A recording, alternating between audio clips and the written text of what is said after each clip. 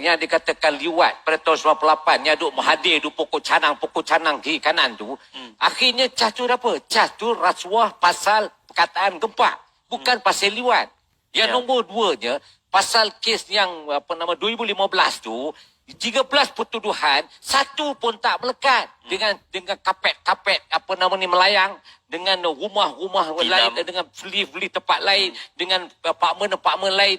Ni apa ni cerita? Ni cerita sebenarnya ialah kita menanamkan fitnah persepsi yang negatif kepada Anwar Ibrahim. Kenapa? Kerana pada tahun 98 Anwar telah membentangkan rang undang-undang berkenaan dengan anti rasuah. Bila anti rasuah, orang yang tak suka dengan Anwar Ibrahim ni doktor, orang yang makan rasuah, yang memunggah harta negara, yang mencuri, itulah orang yang tak suka dengan Anwar. Betul. Dan itu sebab bila you kata orang ini yang melegarkan persepsi negatif ini, sebab dia takut bila Anwar naik nanti, orang-orang ni malaung semua ni akan dah tak boleh lari daripada hukuman. Okay. Sebab nobody is above the law. Termasuk Mahathir. Jadi kita kena faham begitu. Jadi bila kita tengok daripada sini, melihat daripada orang yang takut dengan Anwar ni, pasal apa? Pasal mereka ni dah tahu. Kalau Anwar naik, mampus aku.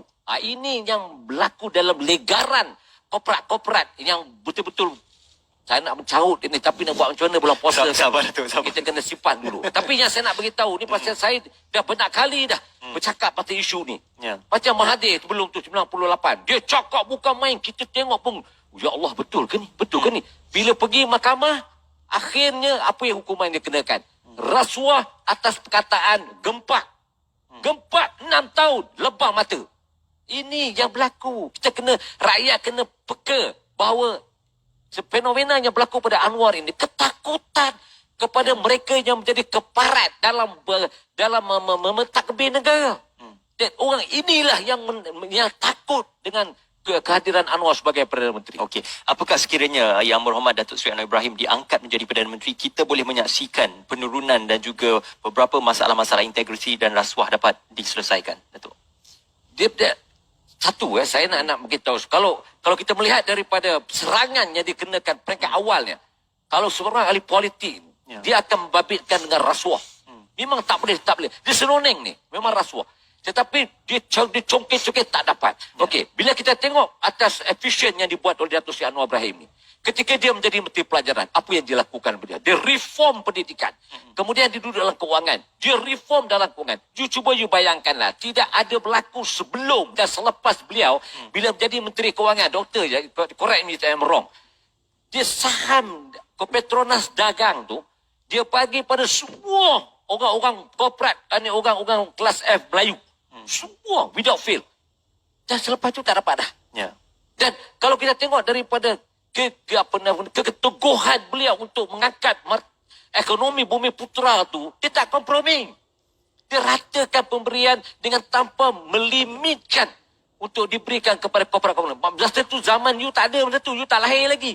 Tetapi waktu itu dia sudah mencerminkan bahawa ini reform yang kita kena buat. Jangan ada rasuah dalam pentadbiran. Pendidikan harus diketengahkan budaya, fakta benar. Pada peringkat sekolah rendah kepada sekolah menengah. Dan kita tak boleh menafikan bahawa logokan ekonomi berperkongsian yang dimaksudkan dengan tidak boleh meletakkan dalam kroni semata-mata, telah pun dibuat dalam zaman dia sebagai Menteri Kewangan. Sebab tu dia tidak disukai ramai oleh pemimpin korporat keparat ni. Sebab mereka tak boleh berluang bebas.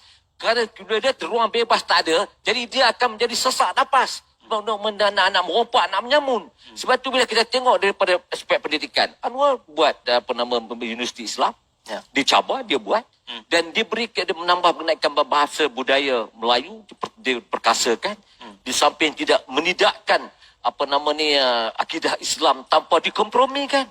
Dan berlaku pada zaman dia lah dulu kan, kalau kau masa betul kecil lagi, mungkin belum lahir lagi, masa itulah zaman orang pakai tudung, orang pakai zaman Anwar.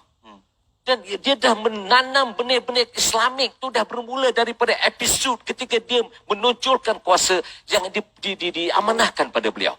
Dan sebab itu kita tengok macam keuangan, Bank Islam sampai hari ini, keberlakuan Bank Islam begitu diyakini.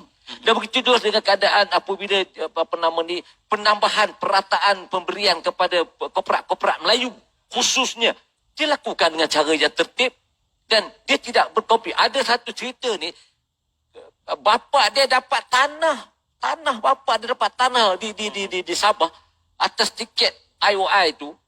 Dia pulangkan balik, dia suruh pulangkan balik. Kalau itu sebabkan nama dia sebagai Timbalan Perdana Menteri. Tarik balik bapa dia. You bayangkan, can you imagine if your father, you deny your father right. Bukan right pun, dia kata might be, dia kata feel of this position. You boleh tarik balik tu. You are so great lah, brother. Ya. Tapi itu dilakukan. Ada pernah punya sekarang buat. Sekarang ni pantang dapat raup habis. Dapat ada raup. Patiman pantang ada peluang. Ya, lebih-lebih kalau untuk kroni tak. Ya. Soalan pertama itu saya boleh ajukan kepada Datuk. Yang pertama, apakah agenda besar untuk Parti Keadilan Rakyat sejak 1 Mac 2020? Dan yang kedua, di manakah sokongan yang mahu dicapai oleh PKR? Adakah masih berpusatkan kepada perancangan Pakatan Harapan ataupun sudah mula untuk mencari sokongan-sokongan dan juga kerjasama baru, Datuk? Satu, saya terpaksa kongsikan sebenarnya kerahsiaan dalam NPP, Pimpinan Pusat. Ya.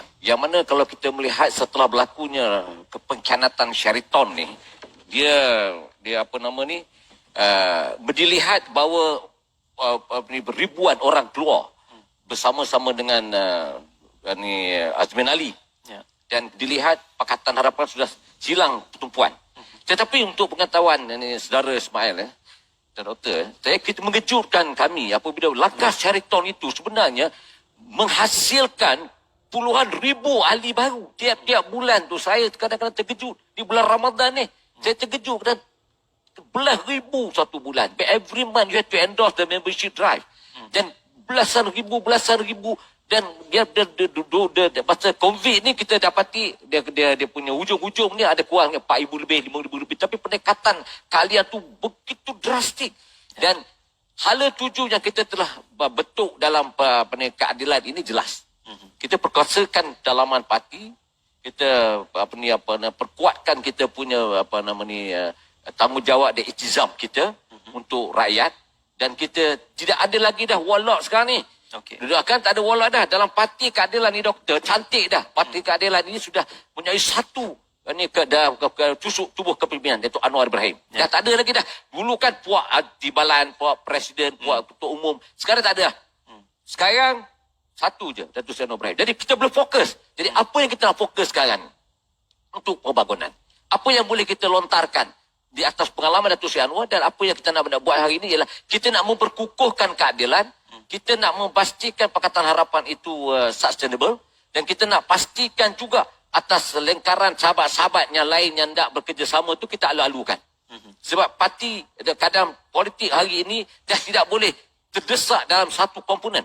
Dia kena berbagaian, dan dia tidak acuan dia dia dilebar luaskan. Dia tak boleh satu acuan dah. Sebab kalau kita meletakkan satu acuan dia jadi warga ni. Bila dia keluar saja pelantin dah jadi